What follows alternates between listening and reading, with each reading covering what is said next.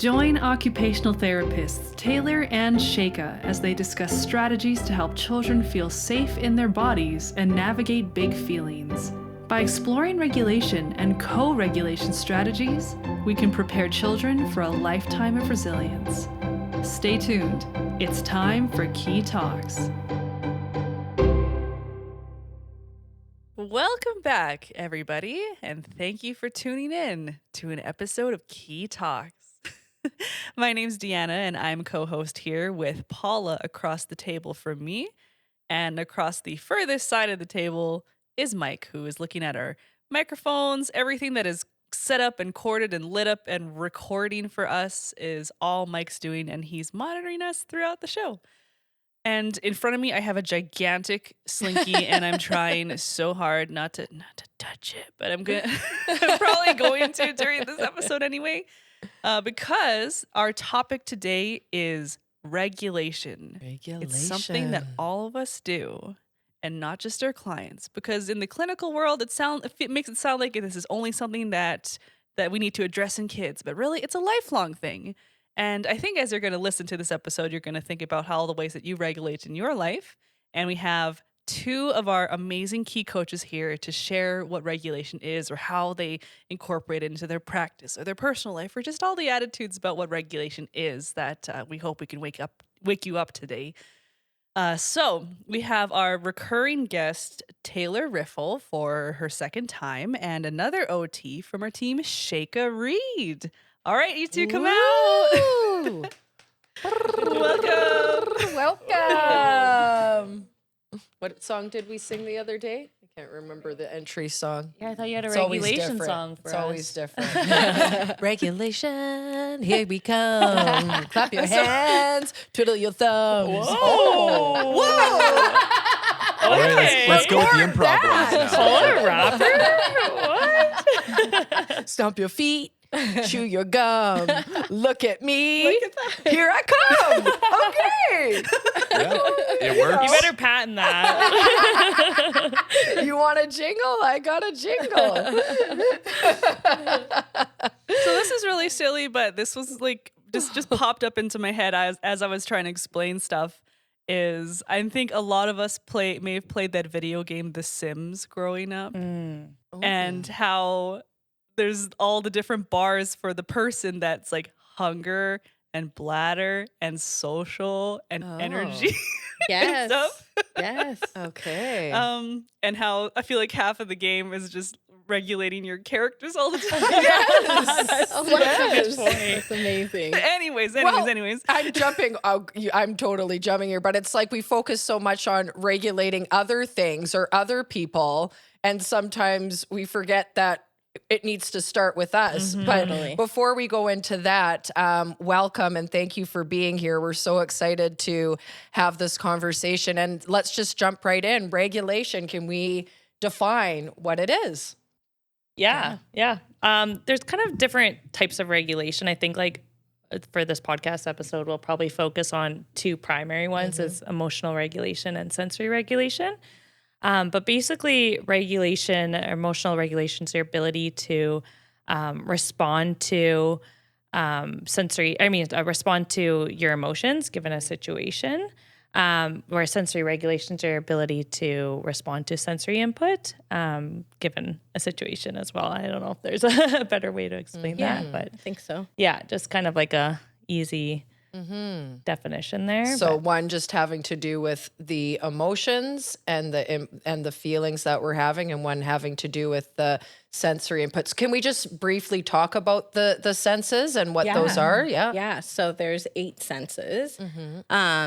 And there's proprioceptive, and tell me if I'm missing one. Proprioception, there's tactile, there is auditory input.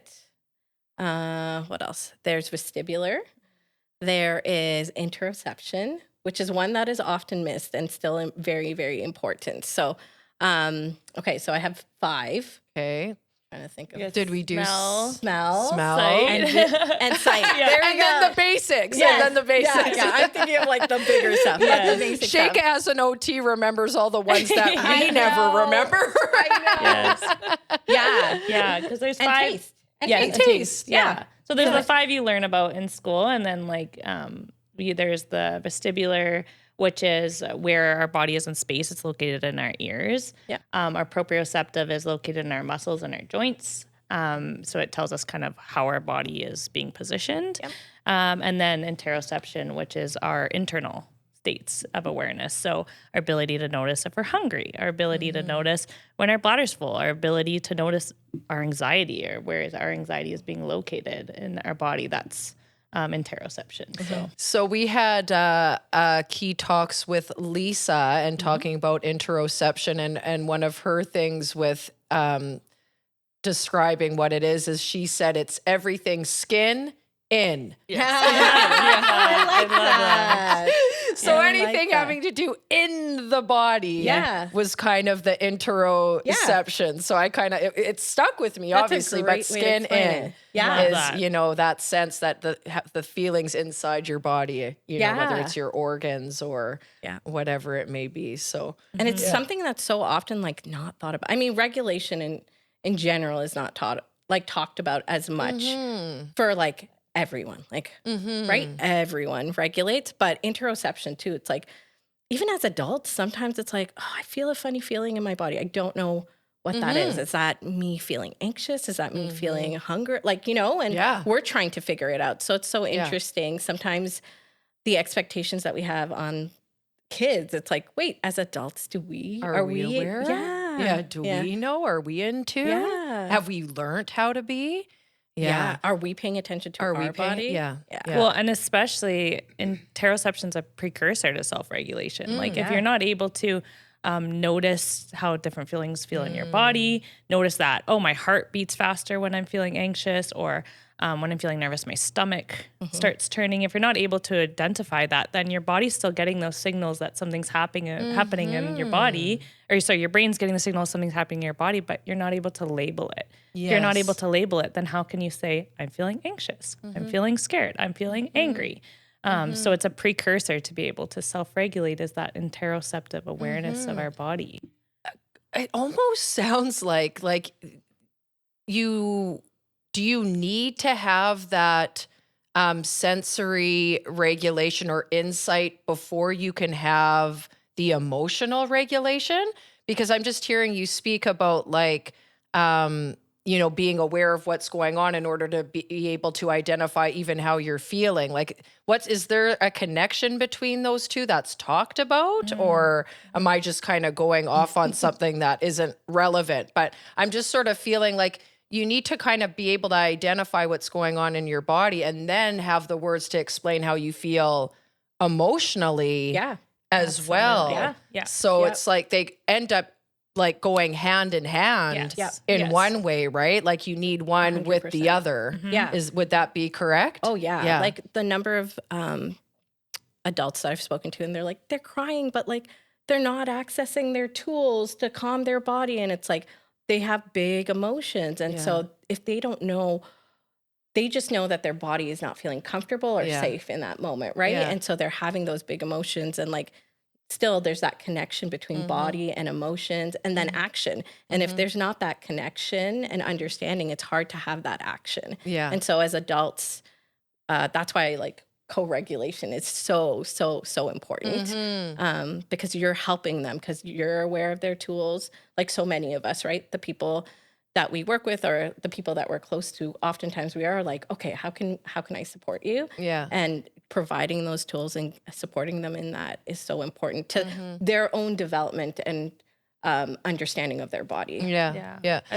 So you brought up co-regulation, and I know that's something very important that we want to talk about. And just before we go there, why is regulation so important? So if our regulation is our ability to like function in the world, right? Like if, for example, if every time that something goes wrong, or every time you lose at a game, or every time something at your job doesn't work out as planned, and you're not able to identify your emotions and regulate yourself, then you're going to have episodes of dysregulation, getting upset, getting emotional. And so from an OT lens, we're always about functional, right? Like how can we function? How can our clients engage in their occupations to the best of their ability. And if you're not able to regulate yourself, then it's going to take you away from that ability to function appropriately. And regulate yourself, like meaning, and just like bringing it down even another level, like being able to be calm. Yes. In a like high aroused state or like environment or situation. I wouldn't even say like be calm. I think it's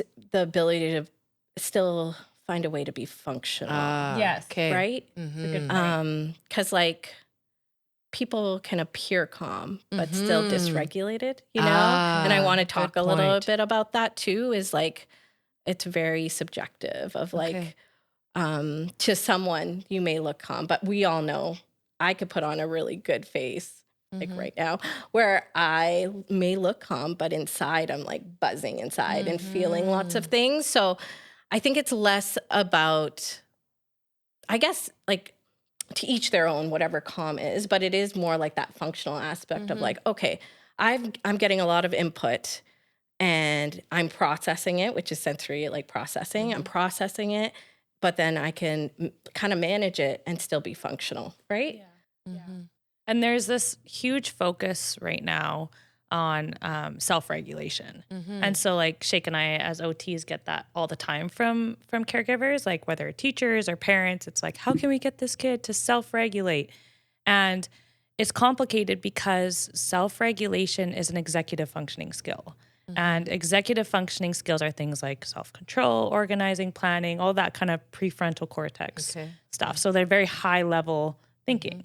And kids don't have, their executive functioning skills aren't fully developed until their 20s. And some research is even now indicating our 30s. And so expecting a 6-year-old to be able to self-regulate, identify the emotions, all that body experiences we just were talking about, it's not feasible. Expecting a 13-year-old to do that, not feasible. Expecting an 18-year-old to do that 100% of the time in all situations, it's not realistic. Yes. And so this whole focus on how can I get my child to self-regulate? Like we as adults don't self-regulate all the time. Like we often need that co-regulation, which I know we'll go into, is because self-regulation, it's hard. It's hard to identify our emotions. That often that community and that social relationship is so important to help ourselves regulate. And I think it's important to remember, and just to your point, that the brain develops from the bottom up, right? So just to your point that we can't expect them to know how to do that because their brains haven't even developed to the level that they are able to do that, right? So there's, and that doesn't come till much later, right? And so, you know, it's that brainstem develops, and those are, you know, the basic needs that they're able to communicate or we're able to communicate. And then the emotional brain, which is our emotions.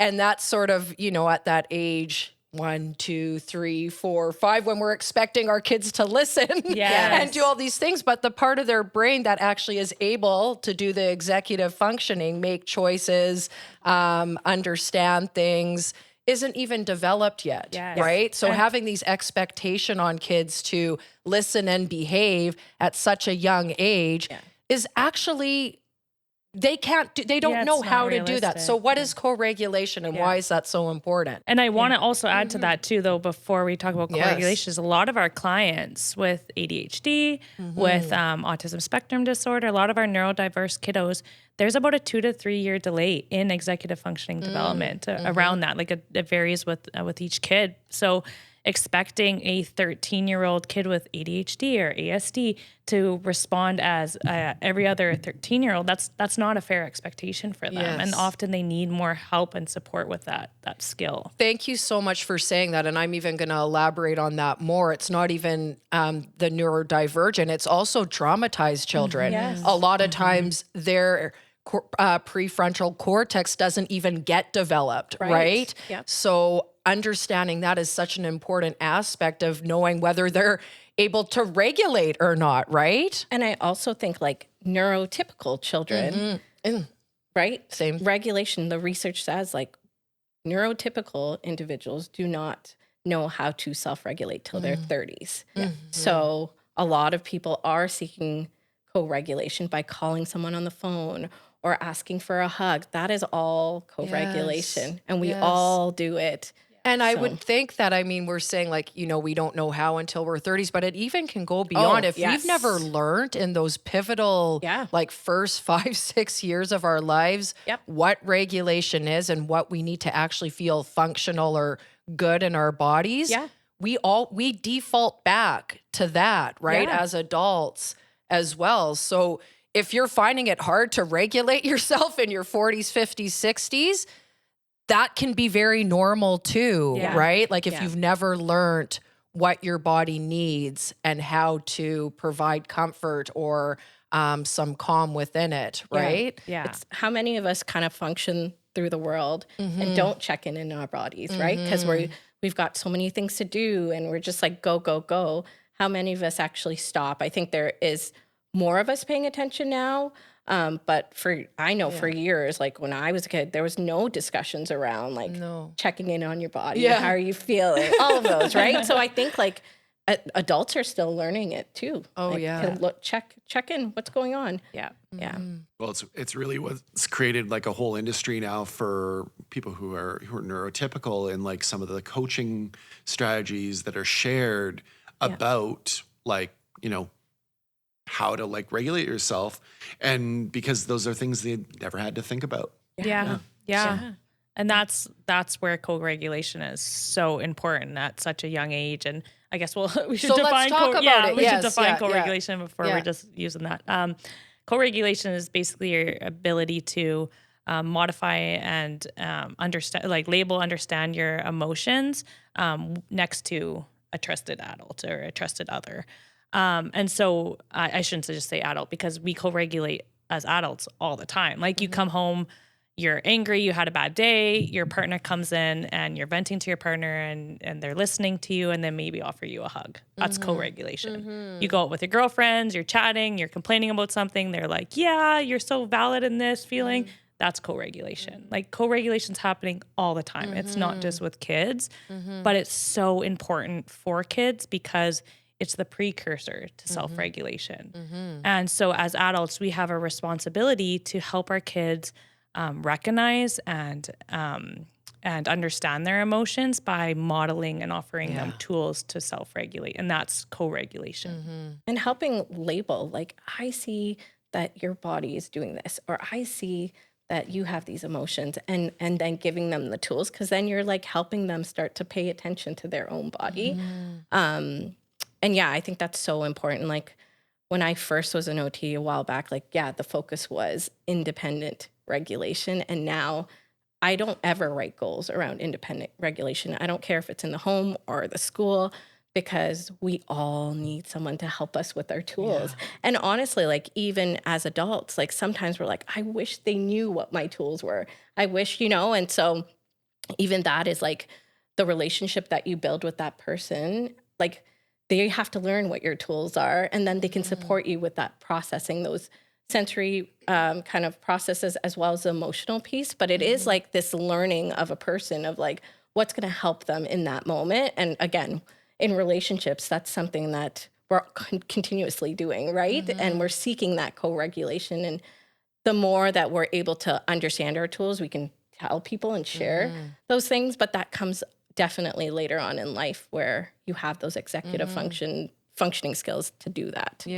And I think like the modeling of the caregiver or the person who's in the interaction with the child is the first step in the child learning what regulation is, right? Like if they're seeing a dysregulated role model or caregiver, that's what they're learning. And so I know as a parent, for me, modeling regulation is like my number one step. Like when I'm frustrated or feeling angry, what am I modeling as healthy regulation tools or skills that I can show my children, so that then when they're dysregulated, I can then come in and co-regulate with them by doing the tools that I modeled. So for example, for me, it really is one of the most basic, simplest, most accessible tools is our breath, right? And modeling that deep breath and me saying like, I am so frustrated, Yes. you know, or even just like labeling my emotion, taking that deep breath. I do that on my own. And then so when I see Lena or Braulio, my children, for example, getting frustrated, I can then go and co-regulate and be like, what are you feeling? You know, Yes. get that emotion and then let's take a deep breath. Now, I think it's important, and you guys are the experts, Yes. but I am going to say, and then you guys can jump in, but I know that when I'm doing that, I can't expect them to necessarily do it, right? Because they Yes. haven't learned it yet. Yes. Right? 100%. So that's can be the frustrating part as a parent is you're like, deep breath, and they're not doing it. And you're like, well, this is going to be helpful. But like we learned, is Yes. that everything is a process and a Yes. step. But Yes. anyway, I'd love to hear your guys' I think thoughts. like And there's a couple points you made there. Like Yeah. and how I talk about regulation with families is you're always planting seeds. Like you're planting seeds of regulation. This is not you're not going to model. that. You wouldn't expect a kid to learn how to read after reading one book to them, right? Like it's a lifelong process. You're planting seeds and for them to Yes. learn this. And Yes. I love what you said there, Paula, about how you verbalize it. Because often we're regulating in our heads, right? Yeah. Like constantly. Like something bad happens, you're maybe giving yourself a pep talk, like, oh, it's okay, like you'll get it next time, right? We have this internal dialogue happening. That doesn't happen for kids until mid to late teens. So they don't even have this self-talk happening in their heads. So their external people are their self-talk. So by you modeling outward your internal processes by saying, I'm frustrated, I'm going to take a deep breath. Like you're safe right now, but I got to go take a 5-minute break. Like by you verbalizing this, that's going to become their internal dialogue when they get dysregulated. So super valuable. I tell parents that all the time is like, when you're frustrated, verbalize it. Yeah. Like don't yell and shout. Like that's kind of goes against like what we're trying to like Trying to practice. yeah. But by telling your kid like, or even making up scenarios, like, but just like practicing that with them by saying like, mom's frustrated. Like I got to go take 5 minutes. And they start to like process that and put that together as a huge way to practice regulation. I love that. And I think oftentimes caregivers, parents, teachers, even though we're like, okay, we're going to take a deep breath, you're probably a little dysregulated yourself. So even that, like you're actually calming your body in that moment. And so that energy also is going to support those kids, even if they're not doing the breathing. Yeah. Your shift in energy and arousal level is going to impact them in some way, right? Yeah. And that's the number one thing when parents ask, like, how do we respond when my kid gets dysregulated? Like, if they didn't get a chocolate bar and they've thrown themselves in the middle of the grocery aisle, like, how do I respond? And the number one thing I will say is, like, check your own regulation first, right? Like, if you're Check responding yourself. and check yourself Before you check out. You're on a roll today, Paula. Wow. Good thing we're But that's I want a copy of this. But that's exactly it, right? Like checking your own emotion, because often there's like embarrassment that comes. Like there's a ton of emotion that parents is just like a quick like get up off this floor right now, right? And I can't quote on who said this on Instagram. I wish I could. I can't remember, but they did an analogy of regulation in comparison to being on an airplane. So like you're in an airplane and there starts to become a bunch of turbulence happening, right? And so that all this turbulence is happening, you're maybe feeling anxious, you're maybe nervous, you're maybe like, what's going to happen? Maybe how a kid would feel if they were dysregulated. And the pilot comes on the intercom and he starts yelling and he's like, calm down. You guys are being absolutely ridiculous right now. Like chill out. You're embarrassing me. How would you feel? Like even saying that, I just got chills. Your arousal I level got- goes up. Yeah, like even right? saying like my own arousal level. A pilot comes on and he goes, hey guys, all is good. I'm here. We got this. You're safe. How are you going to feel? It's so much more. We are the pilots to our kids' regulation. Like we need to guide them. And in order to do that, we need to respond calm. And it may be taking a breath. Like that's your go-to. I tell parents, even if it's like, you have to step away for 30 seconds, as long as the kid's not in danger in any way. But if you have to step away for 30 seconds to just, like that makes all of the difference. Saying a mantra, picturing a happy place, whatever you need to do to check your regulation first makes probably 70% of the change. It's such a just big right there. shift. It's such a big shift in kids' behaviors once the parents start learning to check themselves. And it's so important to check ourselves. Sorry, Mike, and then I want to hear what you have to say, is because we will get triggered. 100%. We will get activated. Yes. We will be impacted by our children's dysregulation, 100%. right? Yeah. And so that's why we're all speaking so passionately about like making sure that we're checking in on ourselves being regulated, because it's so easy to get triggered and dysregulated by their dysregulation. And I just want to say that's okay too. That's going to happen. How You're not many gonna be times I have perfect. like, I don't even want to say it this way, but have become dysregulated and haven't been my best. You know, there's hundreds of times. And, you know, the times where I haven't have been so impactful. I heard there was some sort of statistic, like even if you're doing it like 10% of the time, if you're just trying, you know, that effort can make a difference, For right? sure. It's a shift in thinking a as shift in- parents, as caregivers, right? If you have an agenda and then things are not going, it's going to be dysregulating, Yeah. right? Because you have a plan and it's not going. So, yeah, I think it's so important. Yes. So important. Honor our own emotions, our own triggers, our own reality of what's happening And it's first. not going to be perfect every Yeah. time. It's okay.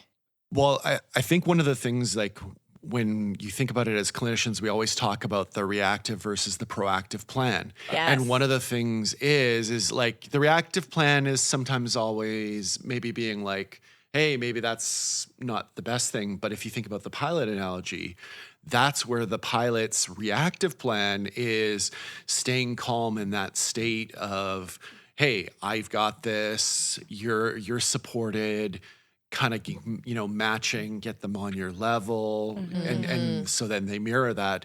And, you know, like I always think back to one of our key sensory behavior detective lines that was coined, which was when emotions are high, intelligence is low. And so like that checking yourself is so important, because if you don't have that check-in for yourself, your own self-regulation, you're not going to be the smartest person in the room.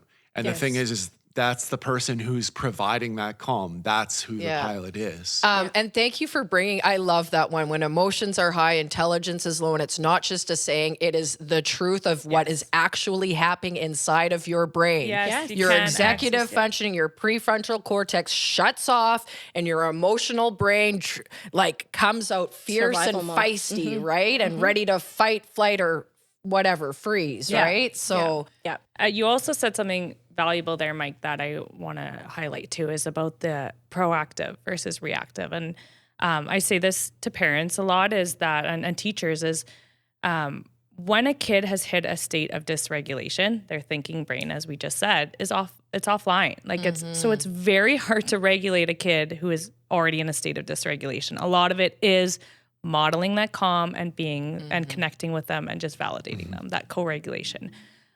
If we can be proactive with that, that's where the sweet spot is when supporting regulation. And proactive can mean, like, if you have a child that's, you know, having challenges with a bedtime routine, maybe it's providing visuals, maybe it's providing a timer, maybe it's offering them choices within a routine.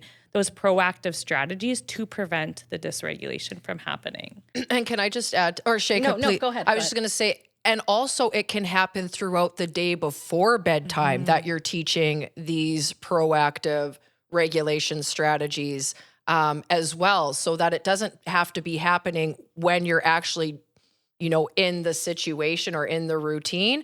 But like, for example, with my children, I'm practicing co-regulation strategies when we're playing in the park and having fun and laughing and joking. And I'm like, okay, deep breath. Yep.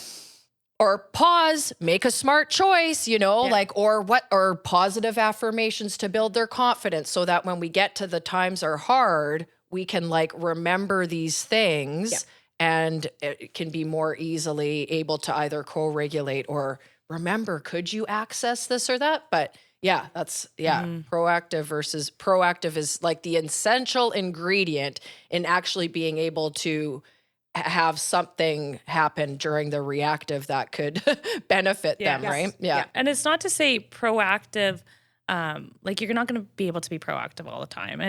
And I say this a lot too, is that this idea that we have to prevent kids from dysregulation is such a disservice to kids.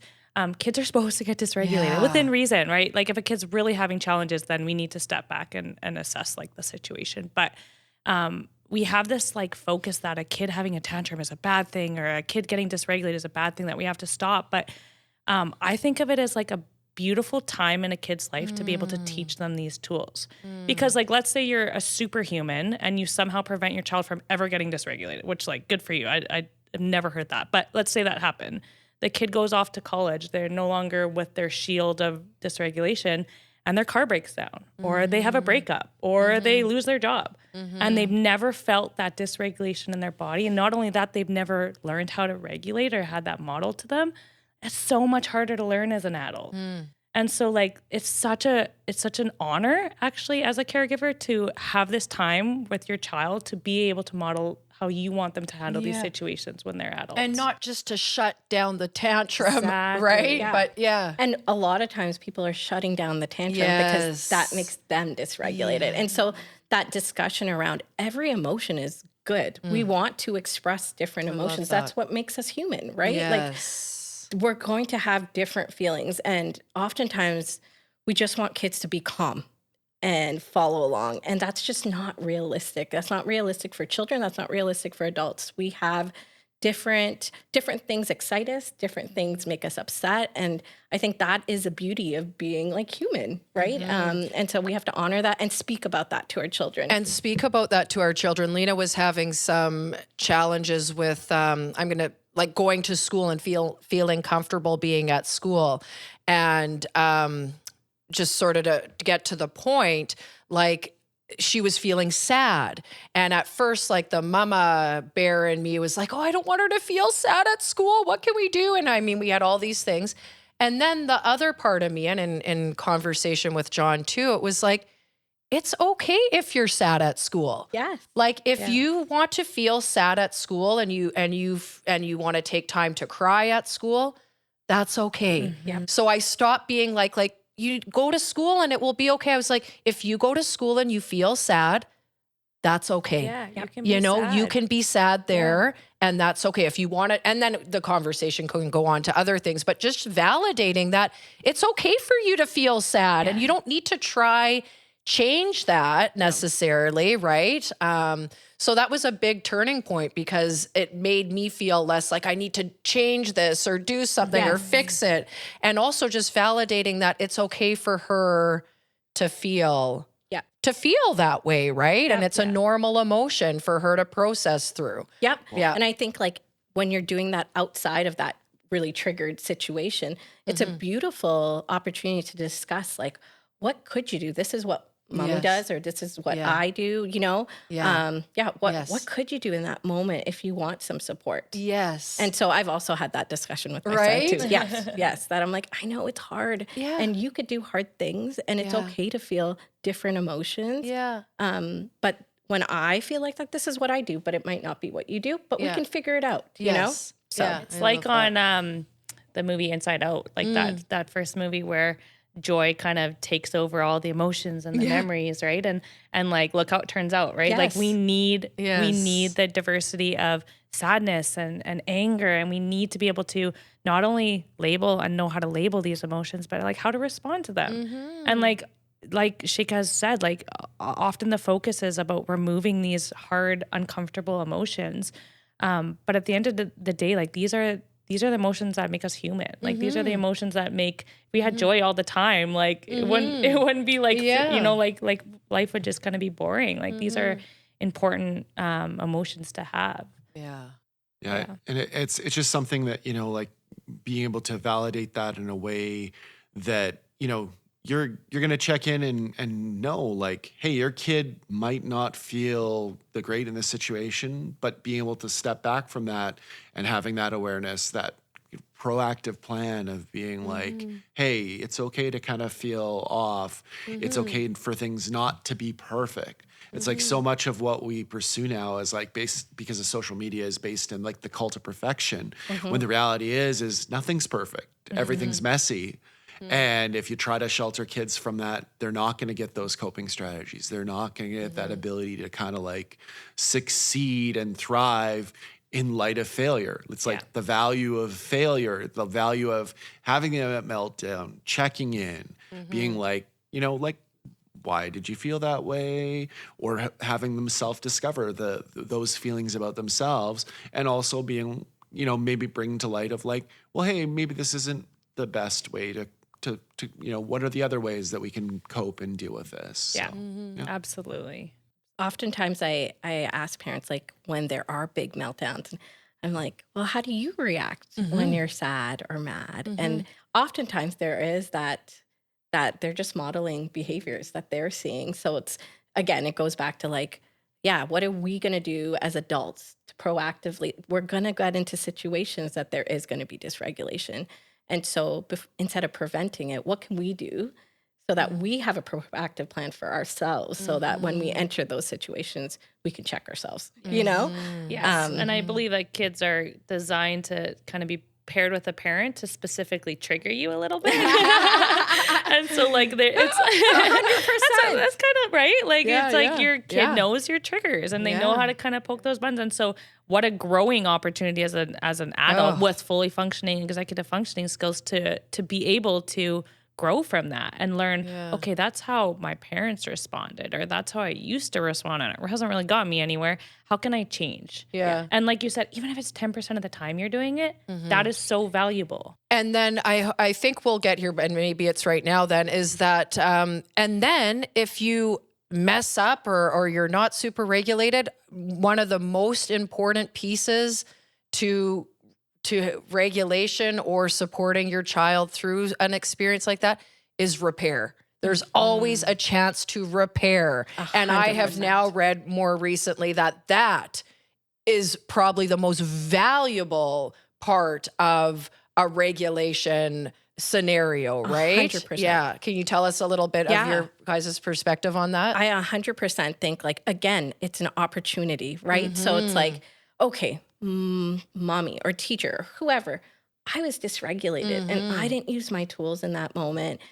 And I'm sorry. Like, I'm sorry that I used a loud voice, or I'm sorry that, mommy's working on it. And like, everybody's a work in progress. And I think that helps children, everybody understand that, like, nothing's perfect.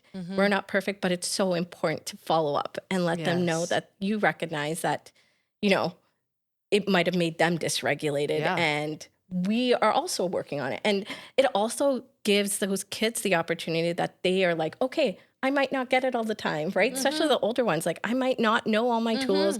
I might still get really sad or mad or whatever. And it's okay. Yeah. It's okay. And there's always an opportunity to forgive, correct, and continue to the next opportunity or step or whatever, right? Because I think what happens for this, like, some of this kind of, I don't want to say older school parenting, but like parenting that, like, now there's different ways of parenting coming in, but kind of that other way was this idea of, oh, if I apologize, like, my kids won't respect me, like, right? Like, they need to respect me, and I need to be the person of authority. When, like, I like to think that if you go and you're acknowledging, like, your areas of growth and your areas of needed growth, like, you gain so much more respect from your kids that way. Like, it's like if you have, you work for a boss. Luckily, my boss is incredible. But shout out John and Paula. You're just going to say John. I'm like, no, I got both of you. But if you don't, like, if your boss is always hard on you, and your boss has these high expectations, and you might show up to work and do what you need to do, but you're probably going to, try to peace out 5 minutes earlier. You're going to just do the bare minimum, right? Whereas if your boss is like, acknowledges you and appreciates you and acknowledges where they're growing and stuff, like, you gain so much more respect for them. Yes. And you're going to go above and beyond because you respect. It's the same as the child-parent relationship is, if your child respects you, if you're able to acknowledge when you're wrong, and you develop true, honest connection and respect, they're going to want to do better because they respect you. Like, it's just different.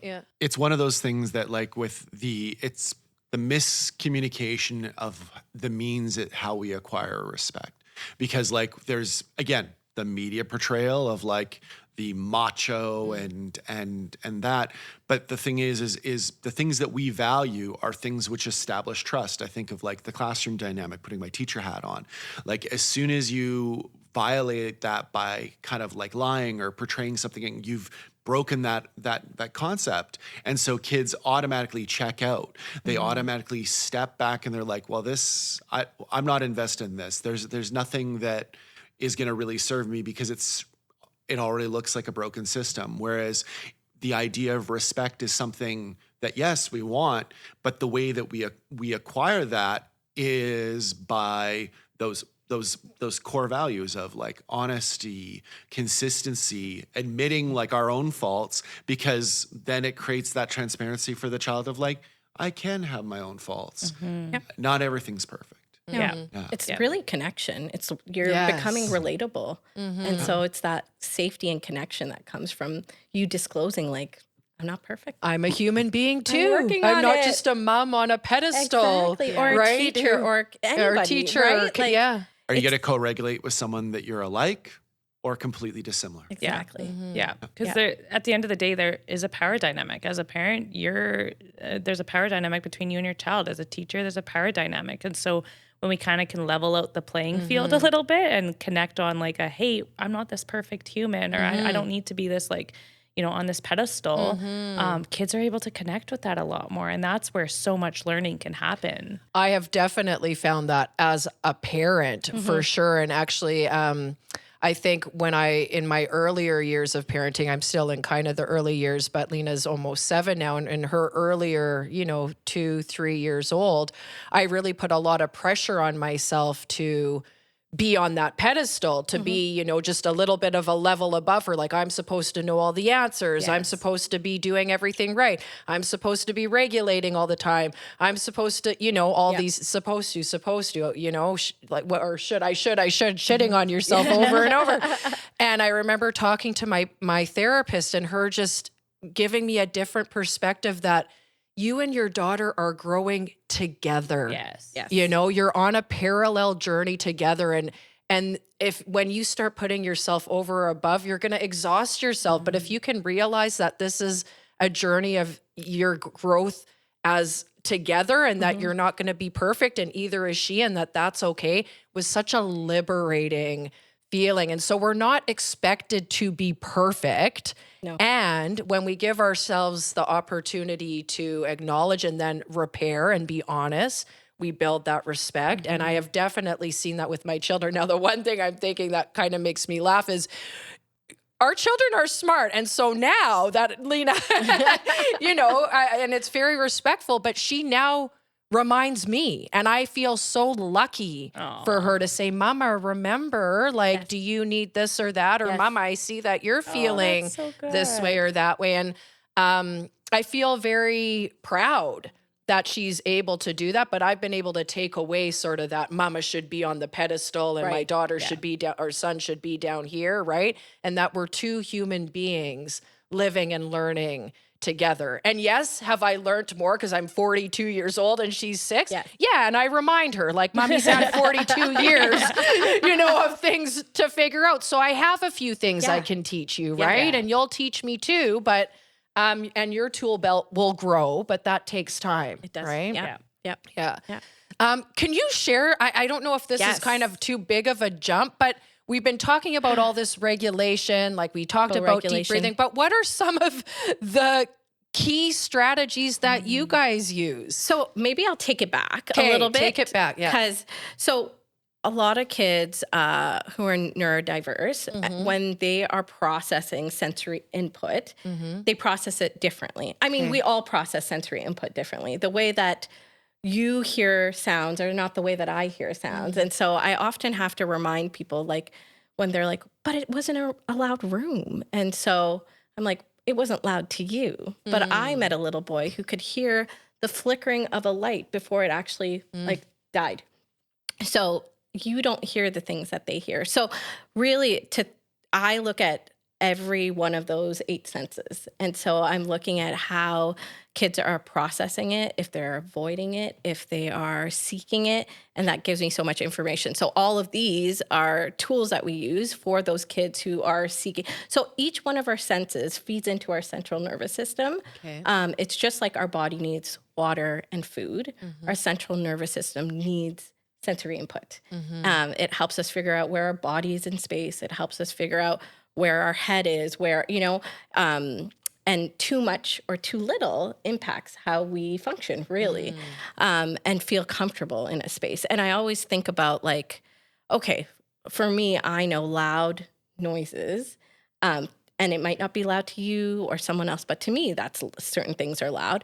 I can't function when that happens. So I need to figure out what do I need to do in that moment. And so the tools are there we first need to figure out what do they need support with? And then some of these tools are tools that we use to kind of support them. So for the kids who are seeking out maybe more visual input, that might be because it calms their body down. That might be because they use it to kind of distract all the chaos that's going around outside of them. It just might make their body feel good. I have tools that are like, hey, let's try some other things that could kind of give that input that you're seeking. Same with proprioception, which is feeling your body in space. And so deep pressure is really calming for some kids and a lot of people, right? Often people want hugs. A lot of people like to get under their duvets when they're feeling dysregulated. So we have like body socks and different tools. So these are a few, but they're not all of them. But like the necklaces there I've used for like those kids that are seeking that visual input. I'll just like hold it out in front of them. Because sometimes what's happening is people will be like, they're constantly like looking for things. They're constantly trying to seek out stuff. So for the kids who are constantly putting things in their mouth or constantly putting their hands, that's okay. Cause that's what they need to do. That's what makes their body feel good. And so I bring tools that just add to that. I'm like, what else can we find? Which the more that we can kind of help build up their tools, the more variety they have. And so then that can go with them. It could be portable. So I'm always kind of thinking about each one of those sensory systems when I meet, especially the kids who are either like avoiding or seeking. I'm always like, okay, what tools can you have? But that's not necessarily for a kid who's on the spectrum. It could be for like my son, neurotypical. And I'm like, okay, what tools do you need? I'm like, do you want to pop it? Like I see that, the kids who like play with their hands. Do you need a fidget? Right. So like, these are just some of the tools that are for each one of those senses. That's kind of what we're thinking about when we're going in. Love that. Yeah. And it's to be used with adults too, right? Like I give my husband some Pop-Its because he loves to keep his hands and he'll fidget with the remote. So I'm like, just take a Pop-It instead. So I like some people just really, that's a calming stimuli for their body, right? Is some of these sensory tools that now are becoming definitely more popular. I think there's still in school some hesitancy because we'll hear from teachers, the kids just use them as toys. And so it is really important to distinguish, like this is a tool for our body, right? As soon as it becomes a toy, then maybe we need to explore something else. But these are tools to make our body feel good and so that we're available for learning. Yeah. I often have to remind adults too that like, they're like, but if they could have it their way, they would be in sensory rooms all the time or using those tools all the time. But then I'm like, but also we don't know what their state is, right? And so if they're feeling unsafe in their body, if they're feeling unsafe in the environment, if their body is feeling kind of chaotic, then they are going to be seeking it all the time. So then we have to reevaluate, like, okay, is the tools that we're giving appropriate and is it matching the intensity of how they're feeling? So if our tools don't match the intensity, then we're probably not giving enough. So it's a lot of like learning for adults too, of understanding the senses, understanding the body, and understanding like, okay, what do we need, right? So like sometimes, like just an example, right? Some people, when they're feeling sadness, dysregulation in their body, feeling unsafe, they want a hug. Yeah. And for you, it might be, okay, I just need a 2-minute hug. But for someone else, they might need a 3-minute hug or a 4-minute hug. They might need you to squeeze tighter. And so that's kind of like what we support is like, how do we figure out what do they need? And like, is it matching the intensity that they need? Or, Yes. Yeah. And I was just going to, thank you so much for sharing all of this. So I'm thinking like a student in a school, for example, let's say autistic child, and they're having a lot of like dysregulation. Part of one of the things you do as occupational therapists is you come in and John does the behavior detective. You start to figure out what could be causing this this dysregulation. Yes. And you start to explore it through the senses. Like, is it olfactory? Is it like sight? Is it something with their body? And so you're starting to figure that out. Yeah, Is that piece. And- And I kind of break it down in an OT way where it's like that. We have this model. It's pretty old school. It's PEO. It's person, environment, occupation. And so really that's what we're doing. The sensory piece of like figuring out what's going on in their body is a person piece. But at the same time, I'm also looking at the environment saying, what's going on in the environment? Is there things that could be triggering? Is there things like I'm watching their behavior? Sometimes I just like to go and watch and I don't want to be involved because that changes the dynamic. And then I look at the person, the environment, and then the task that they're doing. So it might be a more difficult task, or it might be the support they're getting during the task. And so I focus on this sensory piece for sure, which is the person piece. But then I'm also kind of having that in the background of, okay, let's check all of these areas. And this is the piece that maybe I could bring some tools, or I could tell teachers like, okay, could we use headphones if it's really loud? And so, yeah, I'm looking at all three of the areas at the same time. Yes. And I think what's important to note too in that person area of the PEO model there is also addressing those basic needs, because our emotional regulation is built off of our basic needs. So if our basic needs like sleep, eating, toileting, if those aren't things, or drinking water, like those basic human needs, if those are out of whack, our emotional regulation is also going to be out of whack. That sensory regulation is even on top of those basic needs. And so that's kind of the first thing I'll do is like, when's the last time this kid's had a bowel movement? Like if he's gone like a week without, which a lot of our autistic kiddos have constipation issues. If that they've gone a week without a bowel movement, I would be dysregulated, right? Or they're only sleeping 2 hours a day. Like, of course, then it's going to be difficult. So like that's also a huge aspect. And we always talk about the building blocks of regulation that way as well. That's like the basic needs are like, like, are they hungry? Because like how many of us get dysregulated when we're hungry? Yeah. And we just don't think about those things, especially sometimes in a school environment when we're going. And it's like, well, snack might have happened an hour ago, but we don't know like how much he or she ate, or, so all of that. Yeah, that is totally. So you start with assessing the basic needs of a person, and if they're fulfilled or comfortable with where they're at with those. And then what would be the next building? The sensory. Then the sensory. So like evaluating the senses and. Yeah, we're looking at behavior at that point. Okay. So I'm looking at seeing how things are going. And again, something to note, like just because there might be an input that happened earlier in the day that may be dysregulated doesn't mean that their reactions or the behavior is going to change in that moment. It might be later on. So it really does, like sometimes it's tricky going into schools because I want to give solutions right away, but sometimes I have to go in a few times to really understand the big picture. Yes. Because I don't want to do bandage solutions. I really want to understand like what is the root, because that's what's going to help the school, and that's what's going to help the kids long term is like if we really understand the root of it all. The root of their behavior and what's causing the dysregulation. Yeah. Yes. And I think a lot of kids, what we see in school, like we'll get from parents all the time is, oh, I hear they're doing so good at school, and they come home and they just turn into a terror, right? Like they just, they get so dysregulated. And if you go back to the OCD episode, we talk about masking a lot, right?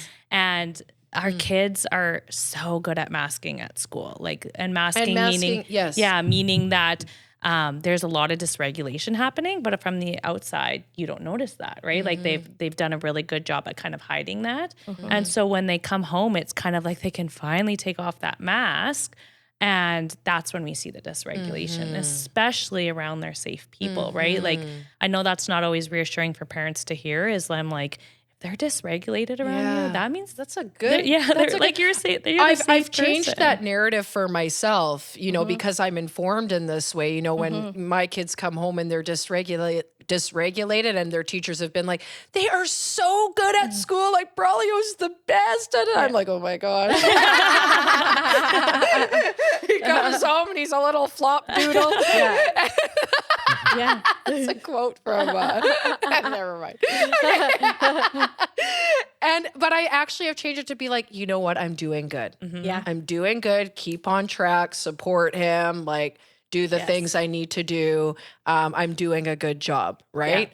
Yeah. So, And I've had to switch that a little bit. And I've talked a little bit, going kind of back to proactive regulation. I've often said, like, those kids who are struggling in schools, we also have to think about, like, proactively, what input were they receiving before they came, right? Because I often talk about that window of tolerance, and kids have a window of tolerance for tasks, for situations, for environments, for people. We all do, right? We all have our window of tolerance. Yes. But if they're riding a bus and it's really loud and auditory input is really dysregulating for them, or if they didn't have enough breakfast because it was a rush. And so all of those things kind of impact how they're going to function once they get to school. And yeah, sometimes they can keep it together and mask for a while, but sometimes they can't. And they so- might be reaching that window, like the top of the window of tolerance where you're feeling like you're regulated, and then they're reaching the top, which is like then you're going to explode or, have a tantrum or whatever. Or the opposite, which like isn't really talked about enough, as dysregulation isn't just always this throwing on the ground, banging your head, screaming, shouting. Dysregulation can be a shutdown response, right? Where these kids, often these kiddos get missed in schools because they're like, oh, they're so well behaved. They kind of just sit there and zone out and they're not really talking. And that's dysregulation. Yeah. That is. Right? That's Like if that's shutdown. not their some kids are just shy and stuff, but if that's not their typical, that to me is a red flag. Is what's going on? Are they getting so overwhelmed that the safest thing to do is just to be like, I'm just zoned out. I need to just and they're the kiddos that get missed, and often where sensory tools can be really helpful for them. Okay. That's that hyper aroused and hypo aroused. Exactly. Exactly. Yeah. Yeah. And we want to try help stay within that. Help them learn how they can stay within a That window window. of tolerance. Exactly. Yeah. Yeah. Or experience the hypo and hyper in a healthy way. Yes, Right? bringing them up and then coming back down. Yeah. And I'll tell parents that all the time is like, if we can kind of practice like getting them, and sometimes in OT sessions, we do practice dysregulating a kid, right? To a safe amount and bringing them back down to that window because it's all practice, right? And then when they start to like be able to identify, oh, last time I felt that way during that session with that OT, when we were playing that game, she did this and I felt better. And that's where that growing and that learning happens.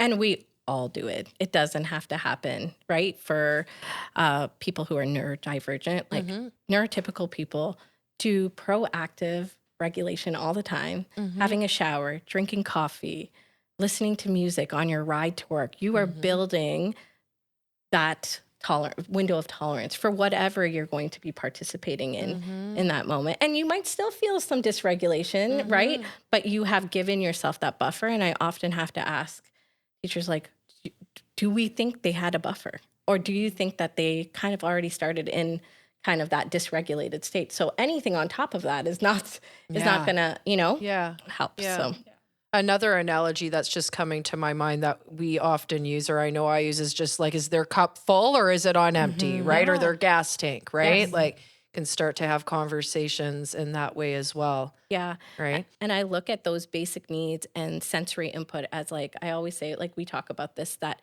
it's like the foundation of our house, right? And so if there is kind of chaos in that area, we're not able to communicate. We're not able to access executive functioning skills. We're not able to learn. So it's like, we have to address that as much as we want to kind of skip over, and especially in the school environment. It's like, we have an agenda, let's keep going. It's like, unfortunately, unless we address all of this, we're not going to see the growth and the development that we want to see, because the foundation of their house is not intact right now, and we have to work from the ground up. The house actually, like, executive function and communication is right at the roof, so it's kind of like you have to. There's stack. many more building blocks that you need before you can start to expect people to make like right or wrong, like choices, right? Or reason. And that's where that co-regulation, right? It's they need people, kids need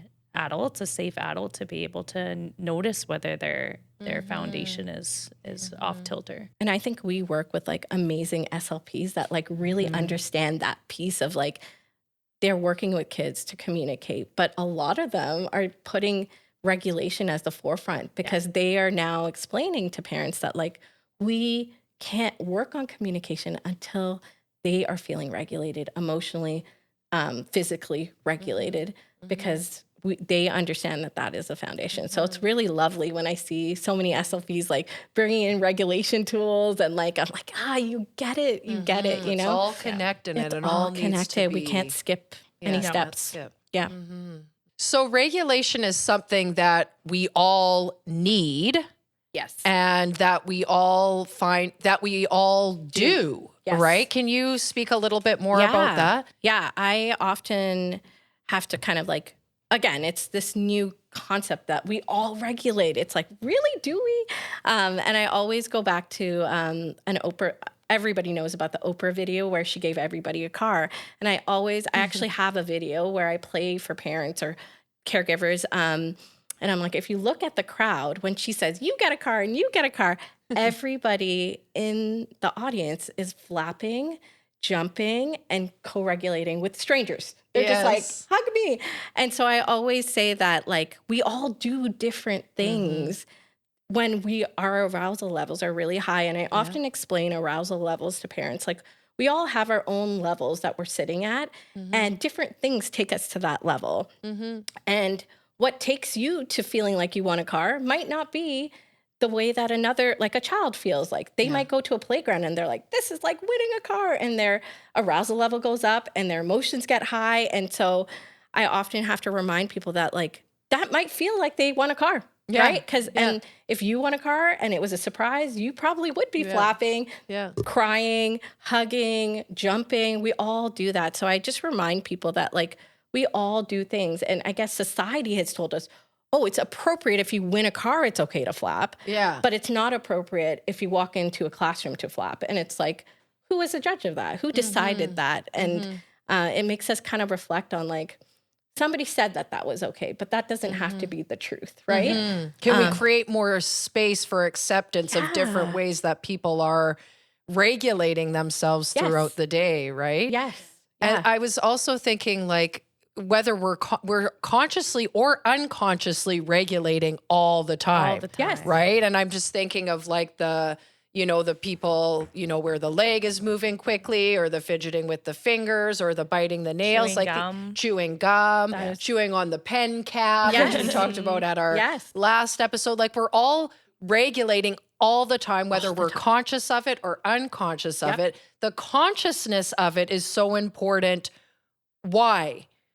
Yeah. I'm sort of at like, why? Well, I don't know necessarily if like the consciousness is important for it. I think like when it becomes conscious, like we can put it into our subconscious better. Okay. Yeah. But I think a lot of it is just recognizing, that we're constantly regulating, and some of it is subconsciously, like sometimes like drinking, like people drink water bottles with a straw, right? And that's a form of regulation. Like I think where the important part is checking in with our bodies of like when we are tapping our leg a lot or when we are, I need to keep my mouth busy. I need to chew gum or kind of checking in with our body. Like why? Like just kind of being curious and maybe no judgment or not, maybe like no judgment, like just checking in and just being like, what's like, am I feeling a little bit anxious? Am I feeling a little bit nervous?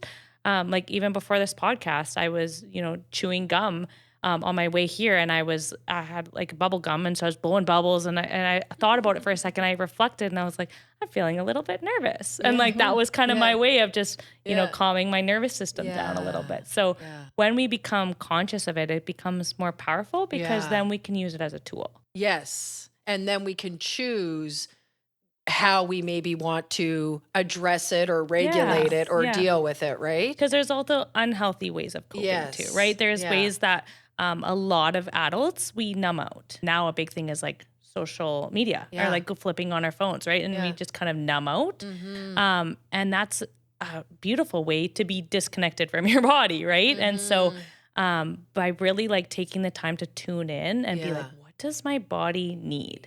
Is so valuable. And if you're able to do that, then you're modeling that to your kids just right there, right? And I love that you said like it's okay to be curious. And I think if we could shift it, like when I meet kids, I'm not judging their behavior. I'm just curious. I want to learn. I want to understand. And a lot of adults become dysregulated because we have expectations on how kids should function and present themselves. And if we could just be curious to help understand that, to get a better understanding of what is these behaviors, what is it telling us? Every behavior is telling us something. So dysregulation is telling us something. It might be telling us something about the activity they're participating in. It might be telling us something about the environment. It might be telling something about my approach. And that curiosity will shift. I think it will help that shift away from you being triggered by that, because you're just like, okay, let me understand this a little better. Then I can support you better. And a lot of us at Key Creative, like I think a lot of us use the quote by Ross Greene of kids do well when they can, right? When they can. And I truly believe that with behaviors and regulation is if a child is repeatedly getting dysregulated, we need to go in and ask ourselves why. It's not the children didn't come out of the womb and they're like, I'm just gonna, stir things up around here. Like there's reasons why they're getting dysregulation, and it's our dysregulated. It's our responsibility to investigate that. And I could give you an example. I worked with an older girl, and she just kept running out of the classroom, and they were like, she just doesn't want to be here. And like, obviously they're like, it's a behavior. And then once we really like figured out like what is going on, it was too loud. Every time it got loud, she would run out of because that was how she was managing. And that was how she was, managing that environment. And so now we know, like, let's have her tools available. And so we had headphones, and we shared outside of those triggered kind of moments, like, we can use these. And I know like aides have modeled wearing them.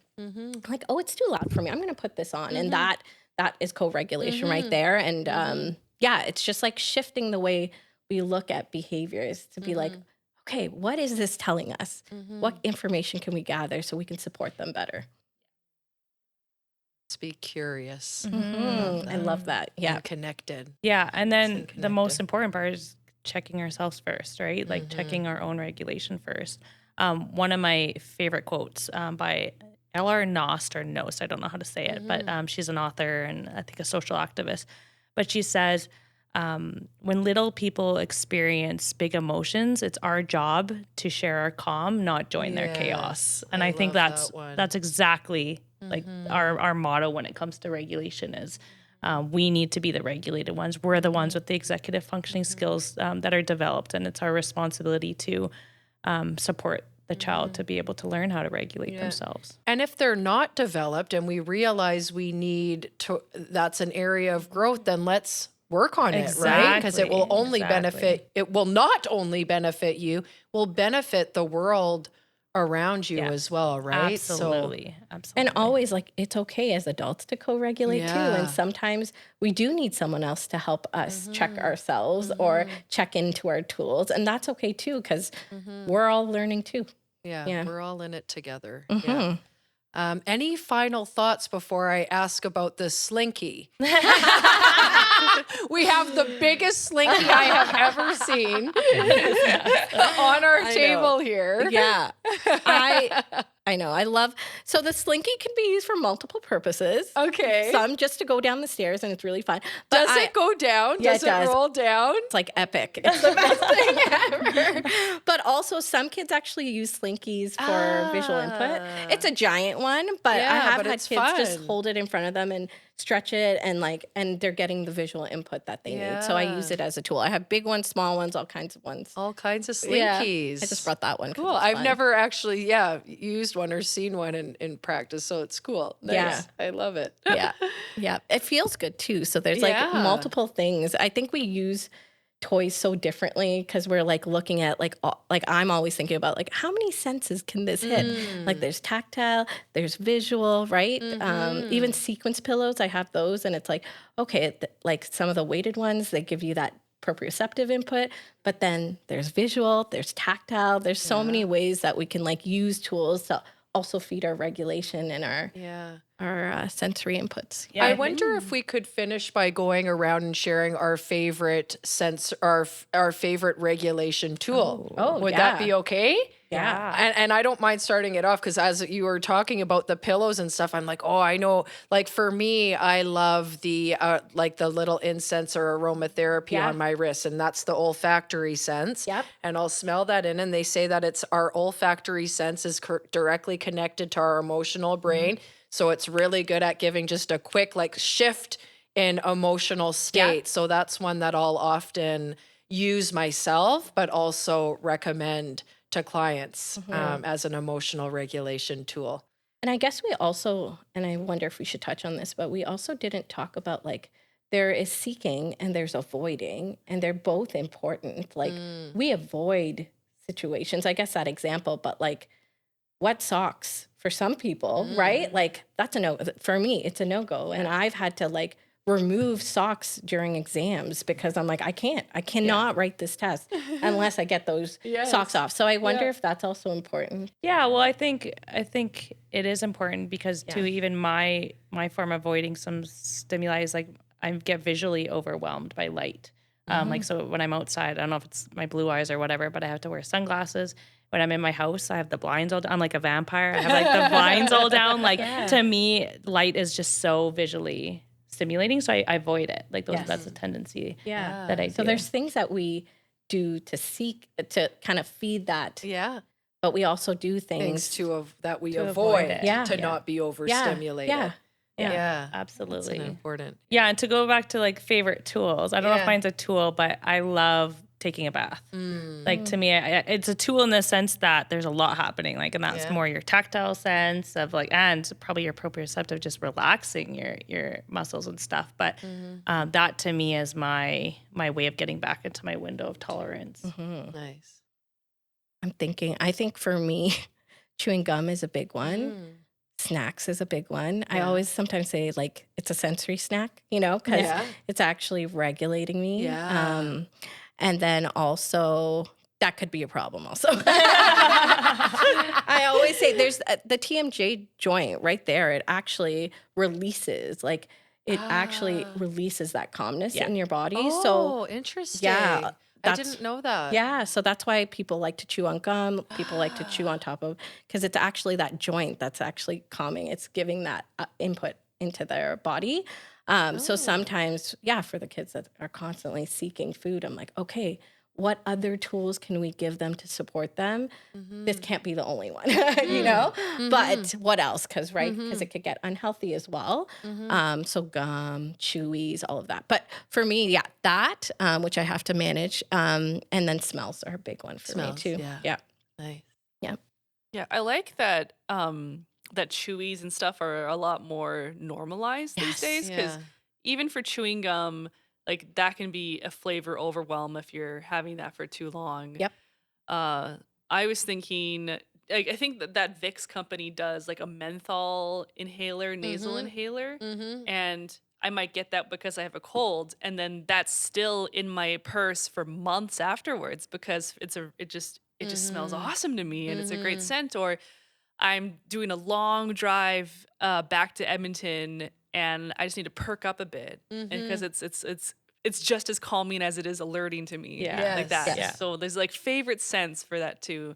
Like lemongrass is one of my favorites too. Yeah. And when you said bath, I'm like, oh, water, anything with water. Ever since I was a kid, like wading in the pool or doing like lap swimming, or my husband is really into the sauna culture of his home country, and I'm like, that is just sensory play ever since our ancestors were here to like get really sweaty or to have that deep cool afterwards. And I'm like, this is just a sensory playground for grown-ups to do sauna, I think. Awesome. Well, and I love that you said that sometimes that can be alerting and calming, like the smell, because that's also an important thing to note, is that for each person, like these senses are, like the sensory systems are different. Yeah. And so what's calming to Sheka may not be calming to me, and vice versa. And what's calming for me 1 minute might be alerting for me the next minute. And so this is where the help of an OT who's trained in like kind of investigating this can be useful, is us trying to kind of come up with what we call sensory diets of prescribing or recommending certain sensory strategies at certain times of day. And sometimes like, oh, if that doesn't work, we're going to try B or C as well. So, oh, that's so great. Thanks for sharing that point. And can I add to that? And our sensory systems are evolving as we are growing and changing. And sometimes something that's worked for us for a really long time, like 6 months or a year or two, it's like, well, it doesn't work anymore. And it's like, well, they're growing and changing, and their needs, just like our preferences in food and drinks, change. So do our inputs or the things that we avoid because it's overstimulating or understimulating. Those change as well. And so we have to be mindful that like it's not going to be this one thing that stays static. Yeah. Because we're evolving as people as well. So Oh, Sam had or Sam or another OT who's no longer working with us because they have a baby. But I remember it was like for sensory and I think regulation activities, they wrote each one down on popsicle sticks. Yes. And they color coded them and then just put them in a jar and then just like, I don't know what I want to do today. And then so they pull them out and they have those options. I just love that. Yeah. Cool. I like that you were talking about the idea of like what might be regulating for someone is not for someone else, because I can actually go to my self-regulation tactic, which as an ADHD person who will take that hyperactive energy and put it right into my leg going at like turbo mode. And, the number of teachers and, various persons of authority who are like, Michael, stop that, or grab my leg. And, that's something not acceptable to be doing now in terms of that. But it's something where for them, it was not, for that, or it was like, this is just how we are about things. So we're going to try and stop this because they want that being not a preferred. But something that I do as a way of, because that helps me self-regulate a lot of that like hyperactive energy, is I clench my jaw, I clench my joints. You can watch that in like rolling back for the times I'm on clip, because that's literally what I'll be doing is because I can replace that, because in a way it kind of, in my brain, it serves that similar kind of like moving. And like there are like times I'm like, okay, like, yeah, I'm really trying to like kind of control this, and it can kind of get out of control, and that can be like its own thing. But at the same time, and like checking in why it is that I'm there, because like, yeah, it takes a very high conscious effort to like switch those things up, because I know what my go-to is, but for everything else, it'll be, how do I replace that in a way that's meaningful, and is make sure that I'm kind of like aware, so that I can continue to do what I'm doing. Yeah. Right. Yeah. And how wild is it if you don't know? Like, if you're feeling all of those things as a child and you don't know why you're feeling it, but you're just feeling almost unsafe in a lot of ways. It's like, it just talks about how much more need there is to understand those like emotional sensory needs, so that we can support those kids. Cause like, I couldn't imagine like functioning when I'm feeling all of those things in my body. And it's like, but people just want me to sit down and listen and work, right? Like, I feel. And it becomes problematic, because then we get labels like you're a bad kid, or something's wrong with you, or we need to fix this, when really we just maybe need to broaden our scope of acceptance, but also just to help teach, regulation, right? Yeah. That there's a scope of regulation, and everyone has a different need and a sensory and a different sensory or emotional need to help regulate that. Yeah. So, Well, and it goes back to Sheka's kid she mentioned of like running out of the classroom when it got auditory. If you just were to look at the behavior, you would say, oh, she's being a bad kid, right? Yes. Like she's running out of the classroom. She's not behaving. But I've never met a bad kid. Like that's just not the reality of it. And it's our responsibility to investigate. To dig deeper. That's why I love that the behavior sensory detective PD that we provide. And also I know in the My Name is Trauma training that we do, we talk about behavior as just the tip of the iceberg, right? Yeah. Like that is what we see, but there's that whole big chunk of ice submerged underwater Yep. with a lot more information. And so it's our invitation to us all to be a little bit more curious, to ask a few more questions, to investigate and help solve or, create solutions that are empowering, Yeah. to the children and people. And a big part of it kind of lends to what I was going to say was getting caregivers to check in with themselves. Yeah. Yes. Because, just as much as it is for the kiddo of Yeah. not understanding or be able to like kind of have that kind of cognitive understanding of really like the meta concept of that regulation. It's all the the adults who've just been like going Yeah. through life and they don't have any concept of that for themselves. Yeah. They might have their strategies already in place, but the importance is when can you like put that big brain idea of like, hey, I've got my proactive plan to deal with the reactive scenario where I'm able to like take control and be my best self. Yeah. Yeah. And have you filled up your cup enough today to be able to show up in the way that child, may need, right? Yes, Like how are we taking care of ourselves Yes. when we're at home and when we're away from these more chaotic situations? And we know that that's hard. That's why, self-care and regulation and emotional regulation, in my opinion, is a practice. It's a practice that we need to schedule in and make part of our day-to-day routines so that we're filling up our cups and we're filling up our gas tank to show up. It's a big shift for adults, right? Like Yeah. for years and years, it was like, oh, kids behave badly and we have to kind of set the boundaries. And I'm not saying expectations and boundaries shouldn't exist. They should, because that also creates certainty and safety. But it does put the onus a lot on the adult to be like, okay, what's going on and how can you support that kid in that moment, instead of just, it's very easy to say like, he's just a bad kid. Yeah. Right. And it's a lot more work. And so I understand that it's a shift in thinking. It's a shift in the work that you have to do.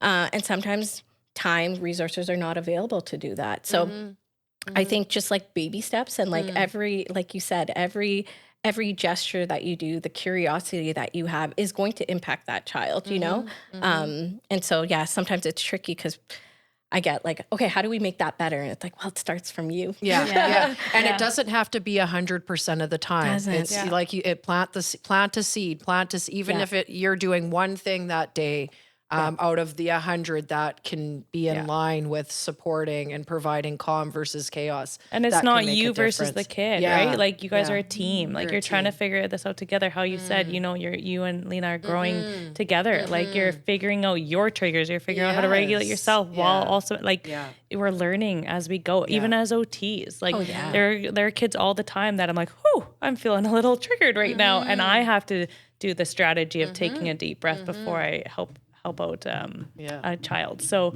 it's all learning. I think it's giving the kids some grace. Yeah. Also giving yourself Ourselves grace. some grace. Yeah. Totally. Yeah. Thank you so much, you guys. What a great conversation. I'm sure we could go on, and maybe we'll do a part 2. We'll see. But what a great start and conversation about regulation and having your expertise as occupational therapists and your stories and little tools and tricks. Thank you so much for being here. Thank you. We're Thank so you. grateful. Thank you. And we should whoosh it out. Yeah. Okay. All right, ready? 1, 2, 3. Thank you. I can touch it now. Okay. Key Talks is a project of Key Creative. Our co-hosts are Paula Audrey Rivero and Deanna Halls. Our production team is Michael Schwake, Jessa Dupuis, and Deanna Halls. Music by John Rivero. To reach out to us or access services for you or your family, visit keycreative.com. That's QICreative.com and fill out our online intake form. Thanks for listening. We'll catch you next time.